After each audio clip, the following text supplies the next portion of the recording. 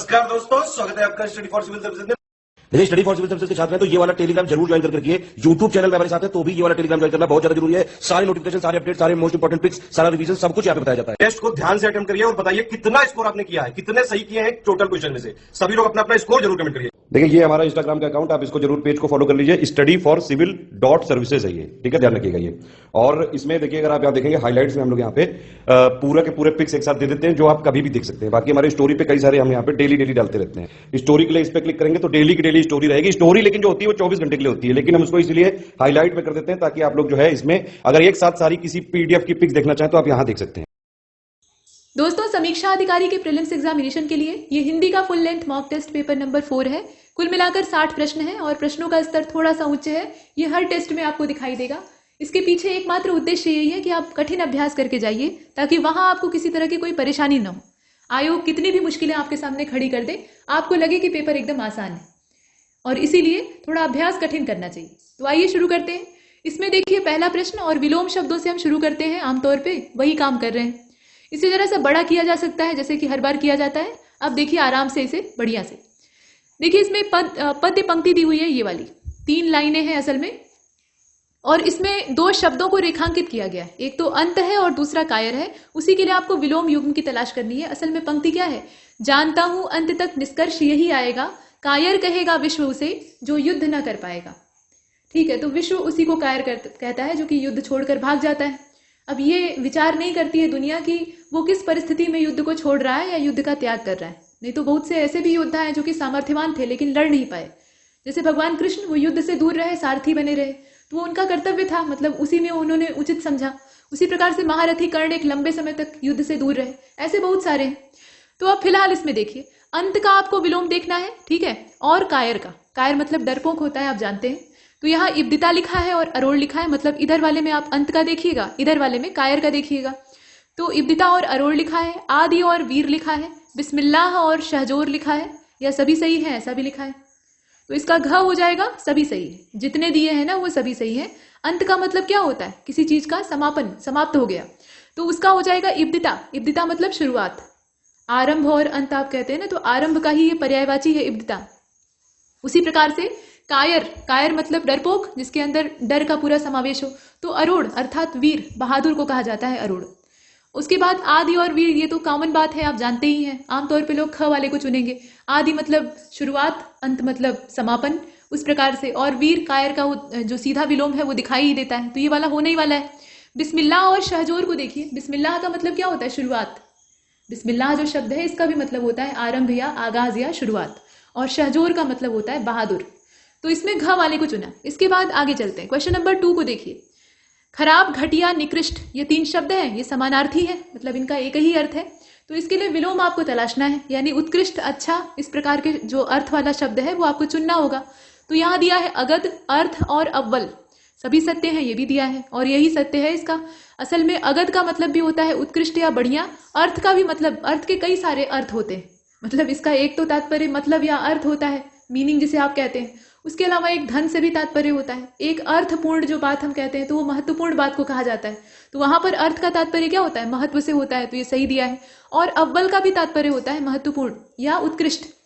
ठीक, तो इसका घ वाला हो जाएगा। इसके बाद तीसरे नंबर के प्रश्न को देखें। स्वल्प दिया है, ठीक। अब स्वल्प में आपको उचित विलोम इसका तलाशना है। स्वल्प का मतलब क्या होता है? थोड़ा सा, थोड़ी मात्रा में। तो इसका विलोम वही होगा, ढेर सारा। अब ढेर सारा इसमें दिया कहां पर है? अतीव दिया है, अम्बोह दिया है, आंकर दिया है, ये तीनों ही होंगे।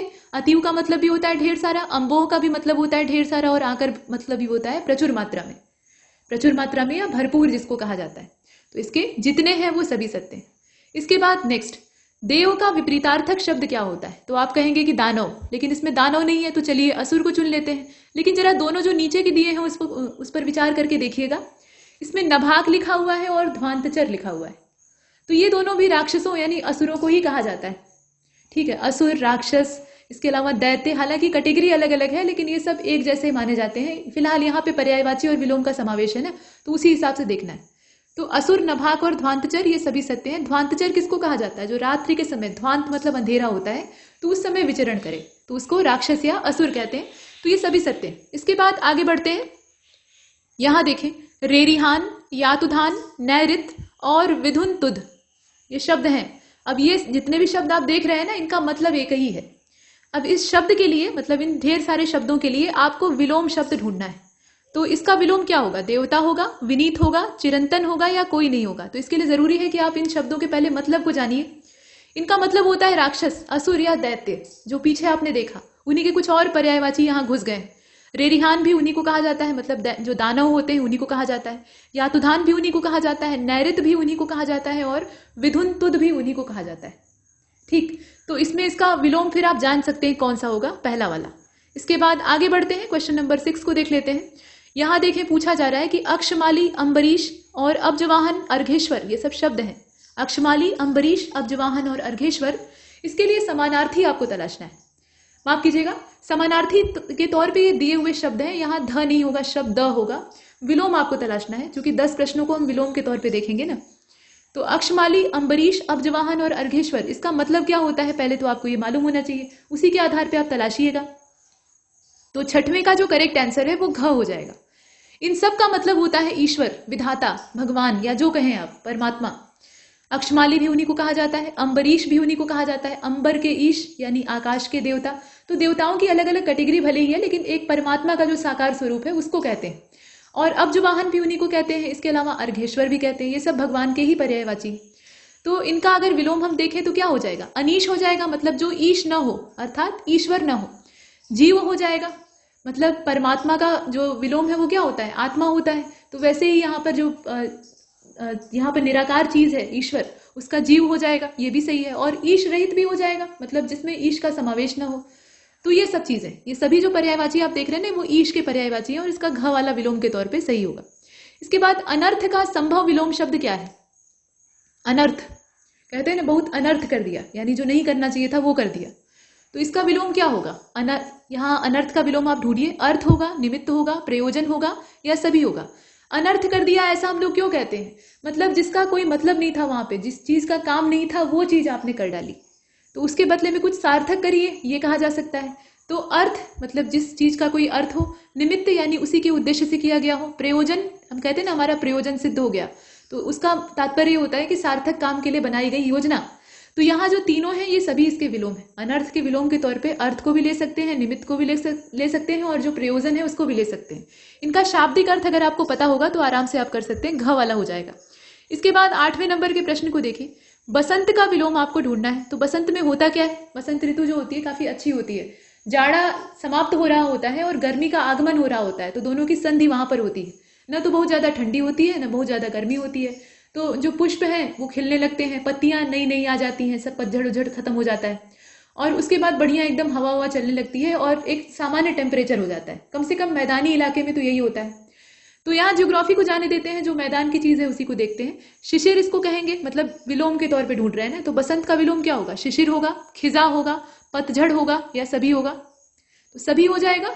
जो 8वां है इसका भी घ ही सही है, मतलब शिशिर भी कह सकते हैं। शिशिर में क्या होता है? सब कुछ सिकुड़ जाता है, एकदम पत्ती विहीन वृक्ष हो जाते हैं, या जो है उसको पाला मार देता है, मतलब चारों तरफ जो है वो ठंडक का एक आवरण जम जाता है, उसको कहते हैं शिशिर। तो बसंत उसका अपोजिट है। और खिजा भी उसी को कहा जाता है। खिजा का मतलब होता है बदनुमा मौसम, जिसे कि देखकर अच्छा न लगे। और पतझड़ भी उसी को कहा जाता है। कहने का मतलब ये कि ये खराब मौसम के द्योतक हैं। तो ये सभी बसंत के विलोम। इसके बाद वैसे बसंत का जो कॉमन विलोम है वो पतझड़ होता है, लेकिन ये दोनों भी अगर रहेंगे तो आप जो सभी वाला उत्तर है उसको चुनिएगा, ठीक है। इसके बाद आगे चलते हैं, क्वेश्चन नंबर 9 को देखिए। कंगाल, निर्धन, विपन्न, ये जो शब्द है ना, इनके लिए समानार्थी आपको तलाशना है। तो यहाँ देखिए, कंगाल, निर्धन और विपन्न का मतलब क्या होता है? गरीब। तो उसका जो यहाँ विलोम शब्द होगा वो क्या होगा? मतलब यहाँ समानार्थी के तौर पे ये दिए हुए हैं, तो इनका विलोम संपन्न या धनी से होगा। तो अर्धुक, ईशान, जरदार या सभी सत्य, ये अर्धुक है असल में। मतलब कुछ इस प्रकार से लिखा जाएगा, ये ऐसे लिखा जाएगा, अर्धुक। तो देखिए इसमें से घ वाला हो जाएगा इसका भी। अर्धुक मतलब भी होता है धन्ना सेठ या अमीर। ईशान मतलब भी होता है एकदम धन संपन्न या संपदा से पूर्ण। और जरदार का मतलब भी वही होता है, ढेर सारी जो दौलत इकट्ठी करके रखा हो उसको जरदार कहते हैं। तो घ वाला सही है इसका। इसके बाद 10वें नंबर के प्रश्न को देखें। स्थाई और लभ्य, ये दो शब्द हैं। अब इनके लिए आपको उचित युग्म का चयन करना है, मतलब विलोम युग्म की तलाश करनी है। ये विलोम शब्दों के सेगमेंट से अंतिम प्रश्न है। देखिए, इसमें स्थाई का मतलब होता है स्थिर और लभ्य का मतलब होता है जो प्राप्त हो सके या प्राप्त हुआ हो। तो इसी का विलोम आपको ढूंढना है। यहाँ अचिर दिया है और अलभ्य दिया है, अनित्य दिया है और दुर्लभ दिया है, अनित्य दिया है और अलभ्य दिया है, सभी सत्य हैं ये भी दिया है। तो लभ्य का दुर्लभ भी हो सकता है, मतलब लभ्य का आप दुर्लभ या दुर्लभ कह सकते हैं या अलभ्य भी कह सकते हैं। ठीक, अब बताइए, हालांकि सुलभ्य जो होता है ना उसका दुर्लभ्य लिखना ज्यादा सही रहेगा, लेकिन थोड़ी बहुत यहाँ जो माइनर मिस्टेक है उसको निग्लेक्ट कर देना ही उचित होता है। कभी कभी मोटा अंतर जो है वही देखा जाता है, बारीक अंतर नहीं देखा जाता। तो इसमें देखिए, अब इसमें अगर ध्यान से देखा जाए तो 10वें का जो करेक्ट आंसर है वो भी घ ही होता है। अचिर मतलब होता है जो कि स्थायी न रहे, चिर न रहे, चिर का मतलब स्थायी, तो उसमें अ लगा दिया, इसका मतलब वो हिलता डुलता है, चलायमान है। अनित्य का भी वही तात्पर्य है, नित्य मतलब होता है स्थिरता, रोज की चीज, अब उसमें आपने अ लगा दिया यानी वो अपनी जगह से डामाडोल हो गया। अनित उसी का, यहाँ देखिए ये तत्सम शब्द है और ये वाला तद्भव है, तो ये अर्थ एक ही होगा। अलभ्य का मतलब जो प्राप्त न हो सके, दुर्लभ मतलब जो आसानी से प्राप्त न हो सके, अलभ्य फिर यहाँ दे दिया है, तो इसमें जितने हैं वो सभी सत्य। इसके बाद अभी 11वें प्रश्न से अगला जो हिस्सा है उसको देखते हैं, यानी वर्तनी विग्रह यहाँ दिया है। वर्तनी शुद्धि वाले कुल मिलाकर 10 प्रश्न है। देखिए, वर्तनी विग्रह वाले प्रश्न आमतौर पर पूछे नहीं जाते, लेकिन ये इसलिए 2 प्रश्न यहाँ पर डाले गए हैं। यहाँ देखिए 11वां और 12वां, ताकि आप शब्दों की संरचना को समझिए कि कैसे उसमें हलंत लगाकर शब्दों को जोड़ा जाता है, ताकि वर्तनी शुद्धि में जब शुद्ध शब्द आपको छांटने के लिए आए तो कहाँ पर हलंत लगेगा, कहाँ नहीं लगेगा, कहाँ पर कौन सी मात्रा लगेगी, कहाँ कौन सी नहीं लगेगी, इसकी आप पहचान कर सके, इसके लिए इसको दिया गया है। तो यहाँ देखें, स्त्री को इस प्रकार से लिखा जाता है। अब इसमें जितने भी यहाँ लिखे हुए हैं ना, स्त्री का यहाँ तोड़ दिया गया है। असल में स्त्री जो शब्द है इसकी रचना आखिर कैसे हुई है ये लिखने का प्रयास किया गया है। तो इस वर्तनी विग्रह में से गलत कौन सा है ये आपको तलाशना है। स्त्री को लिखने का तरीका क्या होता है, जो छोटा सा होता है उसके नीचे हलंत लगता है, फिर त होता है उसके नीचे हलंत लगता है, र होता है उसके नीचे हलंत लगता है, और अंत में बड़ी की मात्रा हम लगाते हैं तो ये बन जाता है स्त्री। इतने सारे जो अक्षर हैं उनको हम जोड़ देते हैं तो ये शब्द बनता है। उसी प्रकार से झंझर, अब झंझर में देखिए कैसे इसको बनाया गया है। झ है, झ के नीचे ऐसे हलंत है। ठीक, हलंत का मतलब लघु उच्चारण करेंगे, ह्रस्व जो स्वर है वो यहाँ पर दिखाई देगा। अब इसके साथ अ यहाँ पर लगा हुआ है, मतलब झ के साथ हलंत लगा है और साथ में क्या जोड़ा गया है, एक स्वर जोड़ दिया गया है। तो ये तो साफ साफ गलत दिखाई दे रहा है। हलंत के साथ कभी भी पूर्ण स्वर नहीं आता है, ये व्याकरण का नियम है, आप समझिएगा। ठीक है, तो ये वाला इसमें वैसे भी गड़बड़ है। उसके बाद देखिए यहाँ पर इया लिखा हुआ है, झंझर। असल में ये जो इया होती है ना, ये आधे न के तौर पर इस्तेमाल होती है, च छ ज झ इया, जो लास्ट वाला इसमें वर्ण होता है। और उसके बाद इया के बाद नीचे जो है वो ऐसे हलंत लगा है, फिर अ दे दिया है। अब इसके बाद देखें, फिर अ दिया है, 2 बार अ है इस प्रकार से, और अंत में दिया है र, र के नीचे हलंत है, फिर अ है। ऐसे ही सच्चे को आप देख रहे हैं, स अ, फिर च पे हलंत, फिर पूरा च, फिर आ, फिर राष्ट्र को लिखा है। तो अब इसमें से आप देखकर बताइए गलत क्या है। देखिए 11वां जो लिखा है ना, इसका करेक्ट आंसर इसमें से ध्यान से पहले देख लीजिए, ग वाला हो जाएगा। और ये प्रश्न जो है ये थोड़ा पूछा गलत ढंग से गया है, इसमें आपको सही की तलाश करनी थी, गलत की तलाश नहीं करनी थी। इसमें जितना लिखा है वो सभी सही है। मतलब आप देखें, इसमें स, त, र और ई इसको जोड़कर बनाया गया स्त्री। झंझर वाला भी ठीक ठाक है। इसमें माफ कीजिएगा, ये जो स्त्री लिखा हुआ है इसको अगर आप देखें तो इसमें बाकी सब तो सही था, लेकिन र के साथ हलंत नहीं लगेगा, क्योंकि र जो है ना यहाँ पूरा है। स्त्री र का जो उच्चारण होता है वो पूरा होता है, तो र के साथ यहाँ पर अ का उच्चारण होगा और बड़ी ई लगेगी, वो सही है। लेकिन र के नीचे जो हलंत जोड़ दिया है वो गलत कर दिया है, तो पहला वाला गलत है। दूसरे वाले में समस्या कहाँ थी वो मैंने बताया, 2 बार एक तो अ लगाया है, या तो आ ही लगा दे, और इसके बाद अ लगाने से पहले जो इया था उसके नीचे ऐसे हलंत लगाया है। तो हलंत लगाने के बाद तुरंत हम पूर्ण स्वर को नहीं लिखते हैं, अ नहीं लिखते हैं, नहीं तो वो ह्रस्व रह ही नहीं जाएगा। ठीक, तो जो हलंत लगाने का उद्देश्य है वो नहीं पूरा होगा, तो ख वाला गलत हो गया। घ वाले में भी वही समस्या है, यहाँ राष्ट्र के साथ वही जो उठापटक है वो किया गया है। एकमात्र जो ग है वो सही है इसमें, तो पूछना ये चाहिए था कि सही क्या है।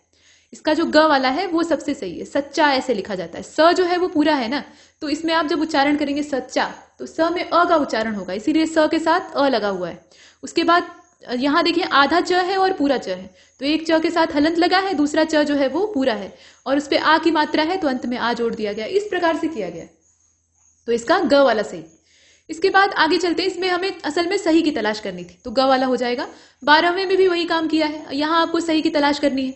तो बंधन ऐसे लिखा गया है, ब है, अ है, फिर न है, हलंत कहाँ कहाँ लगा है वो आप देख रहे हैं, ध और न है। फिर धर्म को आप देख लीजिए, ध के नीचे हलंत है, अ पूरा है मतलब स्वर है, और उसके बाद ध के नीचे हलंत है, ध्यान दीजिएगा। और उसके बाद ये अ जो है ये पूरे स्वर के साथ है, फिर र है और म है, फिर अ है। हृदय को आप देखें, हृदय ऐसे पहली चीज नहीं लिखा जाता है, हृदय इस प्रकार से लिखा जाता है, री की मात्रा होती है, न कि र की मात्रा। ये हृदय नहीं है। और उसके बाद भक्त को आप देख रहे हैं, तो बताइए इसमें से सही क्या है? तो जो 12वां है ना, इसमें बाकी सब जो दिए हैं वो गलत है। इसका एकमात्र जो ख वाला है वो सही। यहां देखिए भक्त वाला तो साफ साफ मालूम हो रहा है, भू और अ को आप जोड़ेंगे तो ये भक्त थोड़े बनेगा, ठीक, तो ये नीचे वाला गलत है। हृदय में आप साफ साफ गड़बड़ी कहां पर है वो देख पा रहे हैं। इसका जो राइट आंसर है एकदम एग्जैक्टली सही है, वो इसमें से ख वाला हो जाएगा। 12वें को हमने देखा। धर्म जो लिखा है वो सही है, बस एक काम इसमें कीजिएगा कि ये जो ध के साथ हलंत जोड़ दिया है ना, इसको इसमें हटा दीजिएगा। मतलब ध के साथ आप सीधा अ जोड़िए, हलंत ना लगाइए। ये हलंत यहाँ गलती से घुस गया है और ये गड़बड़ कर रहा है। अगर यहाँ हलंत लगेगा तो ये भी गलत हो जाएगा। ध रहेगा, उसके बाद अ रहेगा, फिर जो र है ना उसके साथ हलंत यहाँ रहेगा, बाकी जगह ठीक है। यहाँ ये वाला इसको आपने देखा, तो ख वाला एकमात्र सही है, बाकी जो है वो गड़बड़। इसके बाद 13वें नंबर के प्रश्न को देखते हैं। निम्नलिखित में से कौन सा शब्द युग्म सही है? ये वर्तनी शुद्धि के दृष्टिकोण से आप देखें तो कंगन ऐसे नहीं लिखा जाता है, मतलब यहाँ बिंदु नहीं होता है बल्कि चंद्र बिंदु होता है, ऐसा लिखा हुआ है। ये अशुद्ध है और ये शुद्ध है। गांधी, गांधी में ऐसे बिंदी यहाँ रहती है या फिर चंद्र बिंदु रहता है, ये आपको डिसाइड करना है। त्रैवार्षिक को ऐसे नहीं लिखते हैं बल्कि त्रिवार्षिक लिखते हैं। बताइए कि इसमें से सही कौन सा है? घ वाले में कहा है कि क और ख दोनों सही। तो इसमें अगर आप देखें तो 13वें का जो राइट आंसर है वो हो जाएगा घ वाला, यानी क और ख दोनों सत्य है। कंगन को लिखने का तरीका, वैसे आमतौर पे हम लोग लापरवाही से एक बिंदी लगा देते हैं, लेकिन असल में होता है चंद्र बिंदु, ठीक है। और गांधी जो हम लोग लिखते हैं, तो गांधी नोट पे छपा हुआ लोग देखकर सोचते हैं कि बस करो यही सही है, नोट पे गलत थोड़े लिखा जा सकता है। लेकिन आपको ये समझना चाहिए कि वो महात्मा गांधी के परिप्रेक्ष्य में लिखा जाता है। और गुजराती जो वर्णमाला होती है, गांधी जी गुजराती थे, तो गुजराती वर्णमाला में चंद्र बिंदु होता ही नहीं है, तो वो लोग लगाएंगे कहाँ से? तो वो क्या करते हैं, चंद्र बिंदु की जगह यही जो बिंदु है इससे काम चला लेते हैं। दोनों में फर्क क्या होता है? उच्चारण का फर्क होता है। हिंदी बहुत ही वैज्ञानिक भाषा है, उच्चारण अगर आप सही करेंगे तो गलत कहीं भी नहीं होगा, मतलब कोई भी चीज आपसे गलत नहीं हो सकती। देखिए, जो चीज एकदम नाक और मुंह को मिलाकर जोर लगाकर उच्चारित की जाए, मतलब उस चीज को या उस शब्द को बोलने के लिए आपको नाक का भरपूर इस्तेमाल करना पड़े, वहां पर आप बिंदु लगाएंगे। जैसे कंगन, ठीक है, कंगन कोई नहीं कहता है, कंगन कहते हैं, जल्दी से बोल देते हैं ना। क पे बहुत लंबी जो अंग की मात्रा है वो कोई नहीं लगाता है। तो जहां पे एकदम नाक का दीर्घ स्वर उच्चारित करना पड़े वहां पे आप बिंदु लगाएंगे, और जहां नाक का हल्का फुल्का यूज करके सिर्फ मुंह से ही बोलकर काम चल जाए, वहां पर आपको चंद्र बिंदु लगाना चाहिए। या जुकाम हुआ रहे तो ट्राई कीजिएगा, तो ज्यादा अच्छा समझ में आएगा। जो स्वर आपसे उच्चारित हो जाए वो चंद्र बिंदु वाले होंगे, और जो नहीं हो पाए, नाक बंद रहती है ना, तो नहीं हो पाए तो वो वाले जो है वो बिंदु वाले होंगे, यानी उस पर अंग की मात्रा जो है वो लगेगी। अनुस्वार की बात हो रही है। तो ये हमने देखा, त्रैवार्षिक वाला सही नहीं है, त्रैवार्षिक ही होता है, त्रिवार्षिक तो होता नहीं है। ये वाला सही था, ये इधर होना चाहिए था, ये इधर होना चाहिए था। तो ध्यान दीजिएगा, नोट पे गांधी इसलिए छपा रहता है क्योंकि वो गुजराती वर्णमाला से उठाया गया है, सीधा सीधा वहां डाल दिया गया है। और नोट छापने वाले समीक्षा अधिकारी का एग्जाम देने तो जाएंगे नहीं, उन्हें तो छापने से मतलब है सरकार जैसे जिस प्रिंट में उसको यूज कर रही है वैसे करेंगे। लेकिन वर्तनी के लिहाज से अगर देखा जाए तो गांधी शुद्ध है, ऐसे लिखा जाएगा, गांधी होता है, न कि गांधी। जोर लगा के थोड़े बोलते हैं, तो ठीक है, इसका घ वाला हो जाएगा। अब इसके बाद देखिए 14वें में कहा गया कि शुद्ध अशुद्ध में से आप गलत की तलाश करिए, यानी इसमें कौन कौन सा गलत है। तो अशुद्ध शब्द है वक्तागण, ठीक है, और उसका जो शुद्ध होता है वो वक्तागण होता है, माने बीच में डैश लगा देते हैं। पयोपान नहीं होता है बल्कि पयपान होता है। सतोगुण नहीं होता है बल्कि सत्वगुण होता है, और इसमें से सभी गलत है, ऐसा भी दिया है। तो बताएं। देखिए 14वां जो है इसका घ हो जाएगा। ये जितने दिए हैं ना ये सभी इसमें गलत तरीके से दिए हुए हैं। वक्तागण नहीं होता है, वक्तृगण होता है, आप पढ़े होंगे। पयपान होता है और ऐसे लिखा जाता है, यहाँ पे 2 ठे बिंदी लगती है। और सतोगुण में सत्वगुण ऐसे लिखा तो जाता है लेकिन अलग अलग होता है, तो इसमें जितने हैं वो सभी गलत दिए हैं। और उसके बाद 14वें के बाद चलते हैं 15वें की ओर। निम्नलिखित वाक्यों में शुद्ध वर्तनी वाला शब्द कौन सा है, ये आपको तलाशना है। ये है 15वां प्रश्न। और इसमें देखें विद्वान लिखा है, इसके अलावा नभमंडल लिखा है, वक्तृगण लिखा है और सच्चित लिखा हुआ है। तो शुद्ध वर्तनी किसकी है?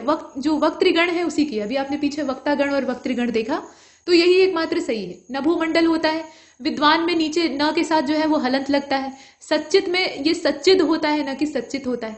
सच्चिदानंद जो आप पढ़ते हैं, तो ये वाला है इसका करेक्ट जो इसमें आंसर है वो ग वाला हो जाएगा। इसके बाद 16वें नंबर के प्रश्न को देख लेते हैं।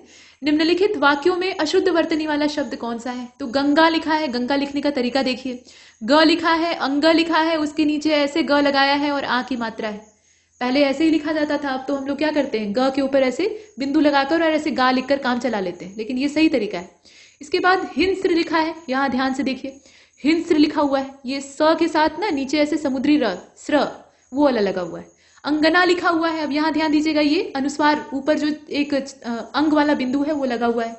और जगत जननी लिखा हुआ है, जगत जननी लिखा हुआ है, ज जो है वो आधा है और पूरा है। बताइए कि इसमें से गलत वर्तनी वाला शब्द कौन सा है। और 16वें का जो राइट आंसर है वो इसमें से ग वाला हो जाएगा। अंगना नहीं होता है बल्कि अंगना होता है, ये चंद्रबिंदु यहाँ लगता है। अंगना, मेरे अंगने में तुम्हारा क्या काम है, ठीक, तो ग वाला, बाकी सभी सही है। इसके बाद आगे चलते हैं, 17वें नंबर के प्रश्न को देखें। आलसी मनुष्य का प्रारब्ध ब्रह्मा भी नहीं बदल सकते। अब ये जो शब्द है, मतलब पूरा वाक्य है, इसमें किस प्रकार का वर्तनी दोष है ये आपको बताना है। तो संस्कृत मूलक तत्सम का दोष है, हल चिन्ह का दोष है, विसर्ग चिन्ह का दोष है, या फिर कुछ भी इसमें गलती नहीं है, सभी सही है। देखकर बताइए, आलसी मनुष्य का प्रारब्ध ब्रह्मा भी नहीं बदल सकते, 17वां। और 17वें का जो राइट आंसर है वो ख हो जाएगा, हल चिन्ह का दोष है यहाँ पे। असल में ये जो लगा हुआ है ना ब्रह्मा शब्द, यही गड़बड़ है इसमें, बाकी जो लिखे हुए हैं वो तो सही है। ब्रह्मा ऐसे नहीं लिखा जाता है, ब्र लिखते हैं, उसके बाद फिर ह लिखते हैं, ह के नीचे ऐसे हल चिन्ह लगाते हैं यानी हलंत लगाते हैं, फिर म लिखते हैं और आ की मात्रा लगाते हैं। तो इसी को हम लोग जब कंबाइन करते हैं तो ये कुछ इस प्रकार से बन जाता है, दोनों आपस में जुड़ जाते हैं। तो ये हल चिन्ह आपको लगाना चाहिए था और नहीं तो ऐसे लिखना चाहिए था। तो ये हल चिन्ह का दोष है और इसीलिए हम ख वाले को चुनते हैं। इसके बाद आगे चलते हैं, 18वें नंबर के प्रश्न को देखें। मुगल बादशाह तोप का मोर्चा चलाते थे, ठीक है, तोपों को लेकर वही आए थे और तोप उनके जीतने की बड़ी वजह भी थी। तो आपको ये बताना है कि इसमें से गलत वर्तनी वाला शब्द कौन सा है, बताइए। मुगल जो शब्द लिखा है वो गलत है, या तोप शब्द जो लिखा है वो गलत है, बादशाह गलत तरीके से लिखा है, या मोर्चा गलत लिखा है। तो 18वां जो आप देख रहे हैं ना, इसका राइट आंसर क हो जाएगा। मुगल ऐसे नहीं लिखा जाता है, ग के नीचे एक बिंदी होती है।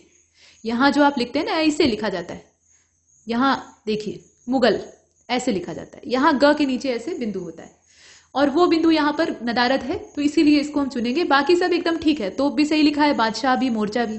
इसके बाद 19वें नंबर के प्रश्न को देखें। गोलियों की बाढ़ तथा, यहाँ देखिए गोलियों की बाढ़ जो वाक्य है उसको ध्यान से देखिएगा। गोलियों की बाढ़ तथा नगर की सारी जनसंख्या भूखी है, इन वाक्यों में किस प्रकार का दोष। आप जानते ही हैं कि गोलियों की बाढ़ नहीं होता है बल्कि गोलियों की बौछार होता है, और नगर की सारी जनसंख्या भूखी है ऐसे तो बोला नहीं जाता है, ठीक है, क्षुधाग्रस्त है ऐसे बोल सकते हैं, लेकिन भूखी है ये बोल देना मतलब कोई व्यक्ति थोड़ी है, ढेर सारे लोग हैं। तो कुल मिलाकर इन वाक्यों में दोष तो है, लेकिन किस प्रकार का दोष है वो आपको बताना है।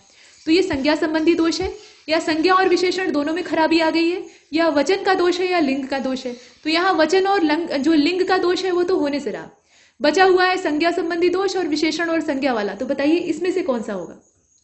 तो ये दोनों की गड़बड़ी है, संज्ञा का गलत चुनाव किया गया है, यहाँ बाढ़ जो संज्ञा डाल दी गई है बिना वजह, बौछार यहाँ होना चाहिए था ना। और विशेषण का भी दोष है, यहाँ सारी जनसंख्या भूखी है मतलब गलत विशेषण का इस्तेमाल किया गया है, तो ये ख वाला हो जाएगा। इसके बाद अब 20वें प्रश्न को देखते हैं जो कि नीचे ही मौजूद है। सकल सुमंगल दायक रघुनायक गुणगान, सादर सुनहिते तरहि भव, सिंधु बिना जल जान। ठीक, तो ये वाला है, सुंदरकांड की अंतिम पंक्तियां हैं। अब इसमें आपको देखना है जो रेखांकित शब्द है उसके लिए शुद्ध शब्द युग्म, क्योंकि तुलसीदास जी ने अवधी भाषा में रामचरितमानस को लिखा है तो वो बोलचाल के शब्द हैं, शुद्ध तत्सम नहीं है, वाल्मीकि रामायण वो नहीं है, तो इसलिए उनका जो शुद्ध रूप है वो आपको इसमें से खोजना है। देखिए कौन सा होगा। सकल और गुणगान, आप जानते हैं कि गुणगान होता है और सकल मतलब समूचा, ठीक है, समूचा या समर्थ, यहाँ जो दिया है उसको पहले देख लीजिए। समर्थ और गुणगान दिया है, समस्त दिया है, गुणगान दिया है, समूचा दिया है, गुणगान दिया है, और समस्त दिया है, गुणगान दिया है। बताइए। तो सकल सुमंगल दायक मतलब सभी प्रकार के जो सुमंगल हैं उनको देने वाला रघुनायक अर्थात भगवान श्री राम का गुणगान है। अगर उनका गुणगान करते हैं तो हर प्रकार से आपका मंगल होगा, मंगल भवन अमंगलहारी। तो अब इसमें आपको चुनना है। और 20वां जो है ना इसका घ वाला हो जाएगा। समस्त, सकल का जो सही अर्थ होता है वो यहाँ असल में देखिए यहाँ न होना चाहिए था, हर जगह गुणगान ही लिख दिया है, तो इससे चुनने में कठिनाई हो रही है। यहाँ थोड़ा लिखने में मतलब जो छापना वाला काम होता है उसमें गड़बड़ है, गुणगान यहाँ लिखा हुआ था, ठीक, तो गुणगान यहाँ मान के चलते हैं और ये वाला इसका सही है, समस्त तथा गुणगान। अब इसमें चूंकि सब एक जैसा दिया हुआ है तो आप कहीं से भी समस्त तथा गुणगान को चुन सकते हैं। बस इतना जानिए कि सकल का जो शुद्ध रूप है वो समस्त होगा और गुणगान का जो शुद्ध रूप है वो गुणगान होगा, क्योंकि इसमें विकल्प बहुत ठीक ढंग से दिया नहीं। इसके बाद 21वें नंबर के प्रश्न से अब वाक्यांश के लिए एक शब्द जो है वो आरंभ होता है। तो वनस्पति के पत्तों के ऊपर पाए जाने वाले जो बारीक रंध्र होते हैं उनको क्या कहा जाता है। पत्तियों के रंध्र आप जानते ही हैं, धूल मिट्टी वहां जमा हो जाती है, तो जो प्रकाश संश्लेषण की प्रक्रिया है उसमें बाधा पहुंचती है। तो ये चीज, पत्तियों के ऊपर रंध्र पाए जाते हैं, वहां से वाष्पोत्सर्जन की भी क्रिया होती है। तो उस बारीक छिद्र को क्या कहा जाता है? रोम छिद्र कहा जाता है, रंध्र कहा जाता है, मुचकुंद कहा जाता है, या सभी कहा जाता है? तो रोम छिद्र कह सकते हैं भाई, उनका वो मतलब रोम छिद्र ही है जैसे मनुष्य में होते हैं। और मुचकुंद भी कहते हैं, रंध्र भी कहते हैं, मुचकुंद भी कहते हैं। मुचकुंद जो शब्द है ना, इसका भी मतलब होता है पत्तियों के जो ऊपर रंध्र पाए जाते हैं उससे। तो इसका सभी हो जाएगा। यहाँ वाक्यांश दिया हुआ था, ये पूरा ये लंबा वाक्य था, इसके लिए आपको एक शब्द ढूंढना था। इसके बाद इसी प्रकार से अगला वाला है, जो व्यक्ति जन्मजात विजेता हो, पैदाइशी विजेता हो, बाद में नहीं बना, मतलब ये पहले से था, तो उसको जन्म विजेता कहते हैं, जन्मेजय कहते हैं, आजन्मेजय कहते हैं, या सभी गलत है ऐसा इसमें कहा गया है? ये सब गलत नहीं है, सब गलत है। ठीक, अब बताइए, जो व्यक्ति जन्मजात विजेता हो उसको क्या कहेंगे? तो 22वें का हो जाएगा ख वाला, उसको जन्मेजय कहेंगे, जन्मेजय। ठीक, महाराज परीक्षित के जो पुत्र थे उनका नाम जन्मेजय था, और वो कहे जाते हैं, जो कुरु वंश था या पूरा कौरव और पांडवों का वंश था, उसमें अंतिम राजा कहे जाते हैं। उन्होंने एक नाग यज्ञ किया था और इसमें ढेर सारे नाग जो है वो मारे जाते हैं। तो जन्मेजय, जन्मजात विजेता जो हो उसको कहा जाता है। इसके बाद 23वें नंबर के प्रश्न को देखें, सदैव यज्ञ की मंत्राहुतियों का वाचन करने वाला व्यक्ति, यज्ञ में जो मंत्र बांचे जाते हैं उनकी सदैव वो उक्ति कर रहा है, यानी उनका वाचन कर रहा है, तो ऐसे व्यक्ति को क्या कहा जाएगा? होत्री कहा जाएगा, उद्गात्री कहा जाएगा, या ज्येष्ठा कहा जाएगा, या याज्ञवल्क्य कहा जाएगा? तो याज्ञवल्क्य कहा जाएगा। बाकी जो है वो यज्ञ करवाने वाले अलग अलग इसमें से प्रकार होते हैं या वैरायटी होती है। जैसे होत्री, ये ऋग्वैदिक मंत्रों का पाठ करने वाला, इसी प्रकार से आप अर्घयु को सुनते हैं या उद्गात्री को सुनते हैं, ये विभिन्न वेदों के जो मंत्र होते हैं ना उनका उच्चारण करने वाले ऋषि लोग होते हैं। लेकिन याज्ञवल्क्य उस व्यक्ति को कहते हैं जो कि हमेशा कुछ न कुछ मंत्र जो है वो गुनगुनाता रहता है, धुन का पक्का। इसके बाद आगे चलते हैं, 24वें नंबर के प्रश्न को देखें। एक यहाँ पे आपको देखना है कि वह शब्द जो एक धीरोद्धत नायक, श्री गणेश के पर्याय और भैंसे का समानार्थी, महिष यानी भैंसा, महिषी मतलब भैंस, महिषी एक महारानी को भी कहा जाता है जो राजा के साथ अभिषिक्त होती है। फिलहाल यहाँ पे 3 अलग अलग वाक्यांश दिए, एक धीरोद्धत नायक, श्री गणेश का पर्यायवाची और महिष। अब बताइए कि इनके लिए एक समानार्थी शब्द कौन सा है? हेरंब है, वक्रतुंड है, जीवितेश है, या सभी सत्य है? बताइए। और इसमें सभी सत्य हैं को चुनने की भूल मत करिएगा, ये हेरंब हो जाएगा। एक धीरोद्धत नायक जो होता है उसको यहाँ हेरंब कहा जाता है। हेरंब का मतलब ये होता है ना कि वो युद्ध में धीर धारण किए हुए है, यानी वीर तो है लेकिन उसके अंदर उत्तेजना का अभाव है, बहुत ही शांतचित्त है। तो भगवान गणेश को भी शांतचित्त समझा जाता है, आसानी से वो उत्तेजित नहीं होते। ठीक, तो हेरंब उनका भी पर्यायवाची, और उसके साथ ये भैंसे का भी पर्यायवाची होता है। एक शब्द में बहुत सारे अर्थ छिपे होते हैं, तो क वाला हो जाएगा। इसके बाद आगे चलते हैं, यहाँ देखें 25वें प्रश्न को, थोड़ा सा पदार्थ या जरा सा पदार्थ, इसके लिए आपको एक शब्द ढूंढना है। तो इसको यत किंचित कहते हैं, अकिंचित कहते हैं, अत्यतुष्ट कहते हैं, या कोई नहीं कहते? बताइए। कोई चीज बहुत थोड़ी सी है, थोड़ा सा पदार्थ है, तो उसको क्या बोलेंगे? और 25वें का जो राइट आंसर है वो क हो जाएगा, यत किंचित। ये जो शब्द है ना, ये उस पदार्थ के लिए या उस चीज के लिए इस्तेमाल होता है जो बहुत जरा सी होती है या थोड़ी सी होती है। इस प्रकार से हमने देखा। अकिंचित मतलब तो दूसरा उसका अर्थ हो जाएगा, और अत्यतुष्ट का मतलब बहुत ज्यादा जो तुष्ट हो जाए उसको बोलते हैं। इसके बाद 26वें नंबर के प्रश्न को देखें, जो कि यहाँ ऊपर दे रखा है संभवतः, हाँ यहाँ पे है। देखिए, चट्टानों के जल में अपर्दन के द्वारा बनने वाला जो बड़ा छेद होता है, नदियां चट्टानों से टकराती हैं, अपना रास्ता बनाती हैं और चट्टानों को काट कर वो घाटियों को तैयार करती हैं, आगे निकल जाती हैं। तो जल का अपर्दन होता है, जल जो है वो भी अपर्दन करता है, वायु भी अपर्दन करती है, आपने ज्योग्राफी में पढ़ा होगा। तो पानी के द्वारा जो यहाँ चट्टानों में अपर्दन होता है और एक गुफानुमा छेद बन जाता है, उसको क्या कहते हैं? उसको पाषाण कोर्तक कहते हैं, गह्वर कहते हैं, कोटर कहते हैं, या सभी कहते हैं? तो देखिए, पाषाण कोर्तक जो शब्द है इसके 2 अर्थ होते हैं। एक तो पत्थर को काटने वाला, जिसको कि आप शिल्पकार कह सकते हैं, जो पत्थर को तराश कर मूर्तियां बनाता है। इसके अलावा पाषाण कोर्तक का ये भी मतलब होता है कि जो गह्वर होते हैं ना, मतलब बड़ी बड़ी चट्टानें हैं, उसमें नदियां ऐसे बार बार प्रहार कर रही है, तो अंदर ऐसे गड्ढा जो माद है वो तैयार हो जाती है। तो ये जो केव होती है इसको भी पाषाण कोर्तक कहा जाता है। उसको गह्वर भी कहते हैं और कोटर भी कहते हैं। तो इसका जो घ वाला है वो सही हो जाएगा। इसके बाद 27वें नंबर के प्रश्न को देखें, छीड़ वपु। ठीक, अब ये जो शब्द है, अब इसके लिए आपको वाक्य खोजना है। कमजोर शरीर वाले को कहा जाता है, कमजोर मस्तिष्क वाले को कहा जाता है, या बेअक्ल मनुष्य को कहा जाता है, या सभी को कहा जाता है? बताइए। तो 27वां जो आप देख रहे हैं, इसका राइट आंसर क हो जाएगा। वपु का मतलब होता है काया। ठीक है, तो कमजोर शरीर वाला, काया मतलब शरीर, छीड़ मतलब कमजोर, इसके बाद आगे चलते हैं। इसमें कमजोर मस्तिष्क वाला वो कम दिमाग या क्षीण मस्तिष्क कहा जा सकता है। बेअक्ल का मतलब आप समझ ही रहे हैं। इसके बाद 28वें नंबर के प्रश्न को देखिए। चरायंध या चिरायंध ये शब्द है। अब इसका आपको अर्थ यानी वाक्य की तलाश करनी है। शब्द दे दिया है, वाक्य आपको तलाशना है। तो ये दुर्गंध को कहा जाता है, चमड़े या चर्बी जलने की महक को कहा जाता है, या क और ख दोनों को कहा जाता है, या दोनों गलत है ऐसा भी कहा जा सकता है। देखिए 28वां जो है ना, इसका राइट आंसर ख हो जाएगा। चमड़े या चर्बी जलने की जो महक होती है, बड़ी ही सड़ी हुई महक होती है, तो उसको कहा जाता है चरायंध। ठीक है, दुर्गंध तो एक सामान्य जो कॉमन अच्छी महक न लगे उसको बोल देते हैं, लेकिन चरायंध उसको बोलते हैं जो चर्बी जलने से महक आती है। इसके बाद आगे चलते हैं। 29वें नंबर के प्रश्न को देखें। इससे पहले कि वह मेरी प्रगति का कंटक बने, मैं उसका सांसोच्छेदन कर दूंगा। अब ये जो सांसोच्छेदन शब्द है, इसके नीचे आपको अंडरलाइन दिखाई दे रही है। इसका आपको वाक्य तलाशना है, मतलब इसका तात्पर्य क्या होता है। तो सांसों को छेद देना, सांसों को समाप्त कर देना, सांसों को भंग कर देना, या क और ग दोनों सही है, माफ कीजिएगा, ख और ग दोनों सही है ऐसा भी कहा गया। और इसका जो राइट आंसर है 29वें का, वो इसमें से हो जाएगा, ध्यान से पहले देखें इसे, घ वाला हो जाएगा। ख और ग दोनों सही है। सांसों को समाप्त कर देना अर्थात मार डालना, सांसों को भंग कर देना वही बात है, मतलब वहीं से उसे खंडित कर देना अर्थात मार डालना। तो सांसोच्छेदन का यही मतलब है। सांस को पकड़कर उसमें सुई लेकर छेद थोड़े ही बनाएंगे, तो क वाला नहीं हो सकता, घ होगा इसका। इसके बाद 30वें और अंतिम वाक्यांश वाले प्रश्न को देखें। वात्याचक्र, वात्याचक्र, वात्य मतलब क्या होता है, वायु, वात मतलब वायु, और चक्र मतलब घुमावदार जो साइकिल बनता है उसकी बात हो रही है। तो अब आपको ये बताना है कि वात्याचक्र के लिए एक वाक्य कौन सा होगा। इसका अर्थ आपको एक वाक्य के रूप में तलाशना है। तो ये वायु के चक्र को कहा जाता है, वायु के विक्षोभ को कहा जाता है, या वायु का जो चक्राकार घुमाव होता है जिसे कि आप साइक्लोन या बवंडर कहते हैं उसको कहा जाता है, या सभी के लिए सही रहेगा। तो 30वें का इसमें सबसे उचित होगा ग वाला।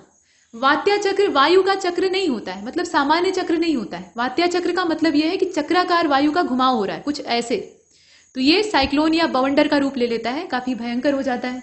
तो इसका ग वाला सही। इसके बाद आगे चलते हैं। अब यहां से 31वें से विशेषण और विशेष्य वाला जो काम है वो शुरू होता है। तो पूछा ये जा रहा है कि आग एक संज्ञा शब्द है, ठीक है, आग या अग्नि जो है वो संज्ञा है, मतलब विशेष्य है।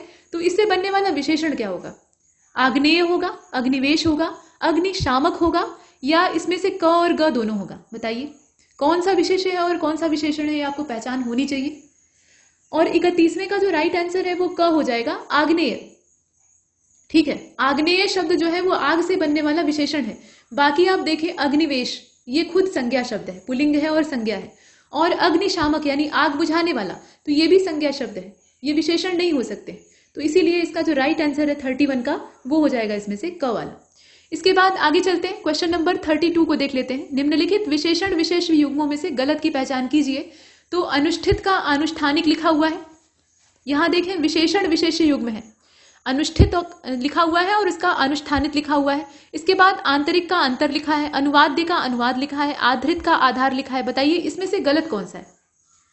तो जो 32वां है इसका क वाला हो जाएगा। अनुष्ठित और अनुष्ठानिक ये दोनों जो है ये गलत लिखा है। अनुष्ठान से अनुष्ठानिक बनता है ना, यहाँ पे अनुष्ठित कोई शब्द नहीं है, वो या तो विशेषण खुद हो जाएगा, विशेष्य बनेगा ही नहीं। और बाकी जितने हैं वो सभी सही। असल में यहाँ पर किया क्या है, विशेष्य इधर किया है, विशेष्य जो है वो इस साइड में यानी दाहिनी तरफ आपको दिखाई देंगे, विशेषण बाईं तरफ होना चाहिए था। ये पहला वाला इसमें गलत है, दोनों ही विशेषण शब्द है। इसके बाद आगे चलते हैं। क्वेश्चन नंबर 33, इसमें विशेष्य विशेषण युग्मों का पूरा एक जोड़ा दिया हुआ है, गलत की पहचान आपको करनी है। तो देखिए ओष्ठ जो है ये विशेष्य है, इससे बनने वाला विशेषण है ओष्ठ्य। ठीक, आदि से बनने वाले दो विशेषण है आद्य और आदि।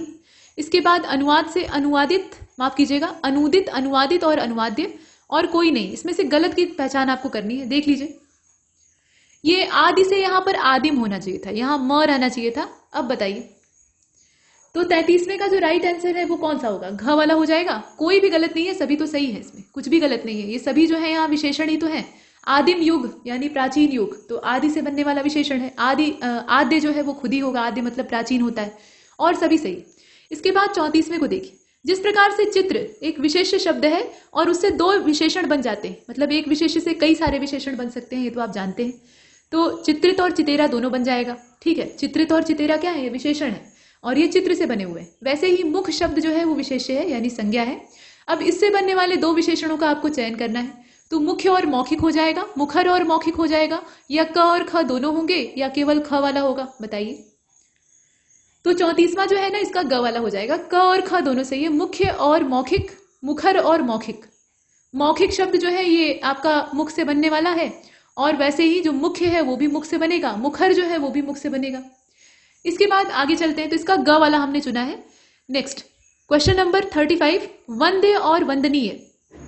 यहां आप देख रहे हैं लक्ष्य और लाक्षणिक, वायवीय और वायव्य, ये सब क्या है, ये विशेषण शब्द युग्म है।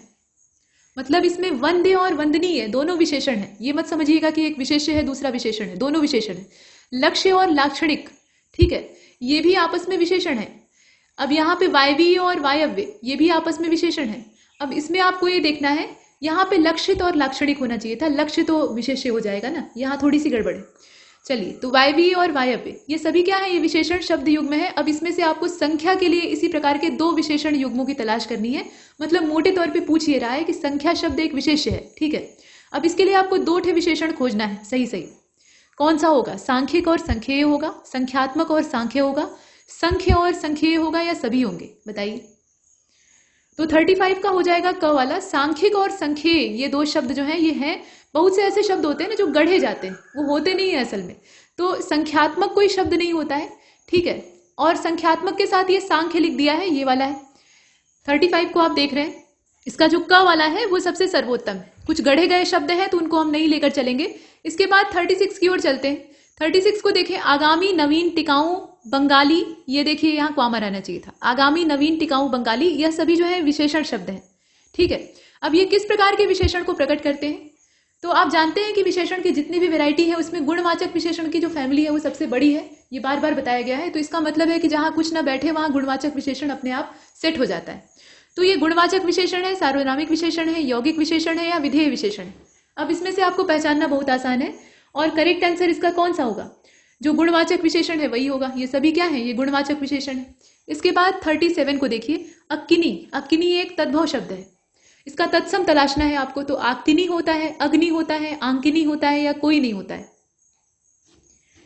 तो इसमें अगर आप देखें तो इसका जो राइट आंसर है, और यहां थोड़ा सा माफी चाहूंगी, ये असल में क्वेश्चन नंबर जो 36 है इसके बाद कायदे से ऊपर जाना चाहिए था। तो 36 के बाद पहले 37 को देख लेते हैं। जब तक 40 पूरा नहीं होता तो 42 कहां से आ जाएगा, तो यहाँ थोड़ी सी गलती हुई। यहाँ देखिए 37 को, 37 में पंक्तियां दी हुई है, ये पद्य पंक्तियां हैं, और इसमें से आपको बताना यह है कि कितने विशेषण हैं। ये काम आप पीछे भी कर चुके हैं। तो भूषण अथवा कविचंद नहीं, बिजली भर दे वह छंद नहीं, है कलम बधी स्वच्छंद नहीं, तो फिर हमें बतावे कौन हंत। तो हमें बतावे कौन हंत, वीरों का कैसा हो वसंत, सुभद्रा कुमारी चौहान जी की कविता है। तो उससे कुछ पंक्तियां ली हैं। अब इसमें आपको ये बताना है कि विशेषण कितने हैं, तो गिन लीजिए विशेषण कितने हैं। काम आसान है, इसमें शब्द जो है वो सरल है। भूषण अथवा कवि चंद नहीं, भूषण, भूषण क्या है, वो नाम है, तो वो विशेष्य हो जाएगा, और हमें चाहिए विशेषण, तो ये तो होने से रहा। अथवा शब्द जो है वो क्या है, तो ये अव्यय है, ना तो ये विशेषण है ना विशेष्य है, अव्यय है, ये भी बाहर हो गया। कवि चंद नहीं, कवि जो है वो विशेष्य है, ठीक है, और चंद जो है वो भी नाम है, तो वो भी विशेष्य हो जाएगा। नहीं शब्द जो है वो यहाँ पे अलग चीज है। और उसके बाद बिजली भर दे, बिजली जो है वो विशेष्य है, संज्ञा है तो विशेष्य हो जाएगी। वह जो है वो भी, यहां देखें बिजली भर दे, अब भर दे क्या है, वो क्रिया है, तो क्रिया को भी जाने देंगे। इसके बाद वह छंद नहीं, वह जो है वो सर्वनाम है, ठीक है, तो सर्वनाम भी विशेष्य होगा। छंद जो है वो भी विशेष्य होगा, संज्ञा शब्द है। इसके बाद है कलम बधी स्वच्छंद नहीं, है जो है यहाँ अव्यय है, ठीक है, और कलम बधी, कलम शब्द जो है ये विशेष्य होगा, मतलब संज्ञा है तो विशेष्य होगा। बधी जो है वो क्रिया होगी। स्वच्छंद, स्वच्छंद क्या है बताइए, ये विशेष्य है या विशेषण, तो ये विशेषण, आजाद, स्वतंत्र इसको कहा जाता है। इसके बाद तो हमें बतावे कौन हंत, तो शब्द जो है वो क्या है, तो शब्द भी यहाँ पे अव्यय है। हमें बतावे कौन हंत, हमें जो है वो सर्वनाम है, तो ये विशेष्य हो जाएगा। बतावे यानी क्रिया करे, बताए किसी चीज को, तो ये क्रिया हो गया। कौन हंत, कौन शब्द क्या है, ये प्रश्नवाचक सर्वनाम है, और सर्वनाम है तो निश्चित रूप से विशेष्य होगा। और अंत में लिखा हुआ है हंत, तो हंत जो है वो अव्यय है, ये ना तो विशेषण है ना विशेष्य है। एकमात्र इसमें हमें एक ही विशेषण प्राप्त हुआ, स्वच्छंद। अगर आप चाहें तो इसमें नहीं शब्द जो है उसको एक क्रिया विशेषण के तौर पे ले सकते हैं, लेकिन वो नाम मात्र का विशेषण है। जो विशेषण के मूल प्रकार है उन्हीं को गिनना चाहिए, ठीक है। तो स्वच्छंद इसमें एकमात्र गुणवाचक विशेषण है, और इसमें से कोई भी जोड़ा ऐसा नहीं है जो कि सही हो, तो इसमें से कोई नहीं, और इसका करेक्ट आंसर 1 हो जाएगा। इसके बाद 38 को देखते हैं। मूल सर्वनाम शब्दों में प्रत्यय लगाकर बनने वाला जो विशेषण होता है उसको क्या कहा जाता है, जैसे सर्वनाम है तो वो विशेष्य है निश्चित रूप से, अब उसमें आपने क्या किया, प्रत्यय लगा दिया, सुंदर से सुंदरता, ऐसे, मतलब यहाँ सर्वनाम को लेकर करेंगे। तो आप बताइए कि इस प्रकार से जो विशेषण बनेगा उसको क्या कहेंगे, मौलिक सार्वनामिक कहेंगे, यौगिक सार्वनामिक कहेंगे, विधेय कहेंगे, या गणनावाचक या गणनात्मक विशेषण कहेंगे। तो आप देख रहे हैं ना, इसमें जो मूल सर्वनाम शब्द है उसके साथ प्रत्यय का योग हो रहा है, मतलब दोनों को मिलाया जा रहा है तब नया विशेषण तैयार हो रहा है, तो ये यौगिक हो जाएगा। योग से तैयार होने वाला जो सार्वनामिक विशेषण है वो यौगिक सार्वनामिक विशेषण हो जाएगा। थोड़ा सा वाक्य को अगर आप गहराई से पढ़ेंगे तो बहुत सारी चीजें वहीं से क्लियर हो जाएंगी। इसके बाद देखिए, निम्नलिखित में से गलत विशेष्य विशेषण युग्मों का आपको चयन करना है। तो भूत से भौतिक, रंग से रंगीला, चिर से चिरंतन, और लास्ट वाला है कि कोई नहीं। तो बताइए, और 39 ये जो है इसका राइट आंसर इसमें से कौन सा होगा, घ वाला हो जाएगा। गलत तो कुछ भी नहीं है, सभी सही है। भूत से भौतिक बना है, रंग से रंगीला बना है, चिर से चिरंतन बना है, कोई समस्या ही नहीं है। इधर विशेष्य है आपका, इधर विशेषण है, तो घ वाले को चुन लीजिए। इसके बाद 40वें प्रश्न को देखते हैं। निम्नलिखित में से क्रिया विशेषण का उदाहरण कौन सा है। अभी आपने देखा ना कि नहीं शब्द जो है वो क्रिया विशेषण, तो वैसे ही इसमें क्रिया विशेषण कौन कौन से हैं, औधा, कपटपूर्ण, एहतियातन और सभी। तो 40वें का जो राइट आंसर है वो घ हो जाएगा। ये जितने आपको दिखाई दे रहे हैं ये सभी क्रिया विशेषण ही है। क्रिया विशेषणों की भी अच्छी खासी जमात है, तो उसमें औधा भी आता है, इसके अलावा कपटपूर्ण भी आता है, एहतियातन भी आता है, इस प्रकार की चीजें। मतलब ये क्रिया ही तो है, काम कर रहे हैं लेकिन विशेषता बता रहा है किसी चीज की, तो इसको हम चलेंगे लेकर। इसके बाद 41वें से अब स्टार्ट होता है तद्भव तत्सम, उसी का 42वां हमने पहले देख लिया था। देखिए, इसमें पूछा जा रहा है कि दिशावर, दिशावर क्या है, ये एक तद्भव शब्द है, इसका तत्सम क्या होगा, दिशारवर होगा, दिशांतर होगा, दिशोवर होगा, या सभी गलत है ये कह देंगे। बताइए जरी। इसमें देखिए जो करेक्ट आंसर है इसका, पहले ध्यान से देख लीजिए, दिशांतर होगा। ठीक है, दिशांतर जो शब्द है वो तत्सम है, और उसी का यहाँ जो तद्भव होता है हम लोग कह देते हैं दिशावर। ठीक, इसके बाद आगे चलते हैं, कहीं कहीं दिशावार भी बोल देते हैं। 42वें को देखें, अब यहाँ पे यही वाला प्रश्न पहले आ गया था गलती से। अक्किनी, अक्किनी एक तद्भव शब्द है, इसका आपको तत्सम खोजना है। तो तत्सम इसका क्या हो सकता है बताइए, आक्तिनी होगा, अग्नि होगा, आंकिनी होगा, या इसमें से कोई नहीं होगा। तो ये अग्नि का ही तद्भव है। अग्नि को इस रूप में भी अगिन भी कहा जाता है, अगन भी कहा जाता है, अक्किनी भी कहा जाता है। ये क्षेत्रीय संबोधन है, लेकिन ये सब है क्या, ये तद्भव है। तो इसका जो करेक्ट आंसर है वो अग्नि हो जाएगा। इसके बाद अब 43वें प्रश्न को देख लेते हैं। यहाँ नीचे दिया हुआ है मार्कझी, ये शब्द आप देख रहे हैं, ये तत्सम शब्द है, देखकर मालूम हो रहा है। इसके लिए आपको माफ कीजिएगा, ये जो मार्कझी शब्द है ये आपका तद्भव है, इसके लिए आपको तत्सम शब्द का चयन करना है। मतलब ये दिया है तद्भव, इसका तत्सम इसमें से आपको खोजना है। देख लीजिए, तो ये मार्कशी का यहाँ पे तद्भव दे रखा है, या मरकरी इसका होगा, या मार्गशीष होगा, या मार्गशी होगा। बताइए, मार्कझी एक तद्भव शब्द है, इसका तत्सम आपको तलाशना है। और 43 का जो राइट आंसर है वो ग हो जाएगा। मार्गशीर्ष, मार्कझी किसको कहा जाता है, ये मार्गशीर्ष को कहा जाता है, यानी अगहन का जो महीना होता है, अग्रहायण, दिसंबर और जनवरी का जो कड़ाके की ठंडी वाला मौसम होता है। इसके बाद आगे चलते हैं। क्वेश्चन नंबर 44, हरखाना एक तद्भव शब्द है, इसका जो उचित तत्सम है वो कौन सा होगा। तो हर्षाना होगा, इसमें कौन सा तरीका हर्षाना का सही लिखा हुआ है वो आपको तलाशना है। 44वां, और 44वें का ग हो जाएगा। हर्षाना जैसे लिखा है वैसे ही लिखा जाएगा ना, इस प्रकार से। इसके बाद 45वें प्रश्न को देखिए, शंका, शंका क्या है, ये तद्भव शब्द है, इसका आपको तत्सम तलाशना है। तो तत्सम कैसे लिखा जाएगा, शंका ऐसे लिखा जाएगा, या संशय लिखा जाएगा, या संदेह लिखा जाएगा, या क और ख दोनों हो जाएगा। बताइए। तो 45 और इसका जो राइट आंसर है वो क होगा। शंका ऐसे लिखा जाता है, शंका ऐसे लिखा जाता है, मतलब इसमें ये अंग्या रहता है और इसके बाद यहाँ आ की मात्रा रहती है, क नीचे रहता है, ऐसे लिखा जाता है।